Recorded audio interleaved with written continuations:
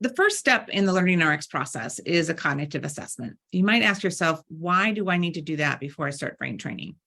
I'll tell you, because we don't know what your child's profile is. We could figure it out through the brain training process, but wouldn't it be better to go into the training knowing exactly what your child's strengths and weaknesses are? Now, you might say, I already know my child's strengths and weaknesses.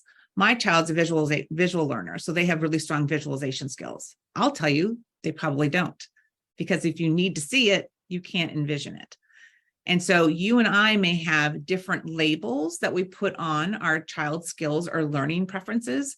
But what we do with the cognitive assessment is actually get a standardized look at what are their relative strengths and weaknesses. Even for a child who has been diagnosed with ADHD, there isn't one ADHD out there. There are 7 different cognitive profiles we've seen with ADHD.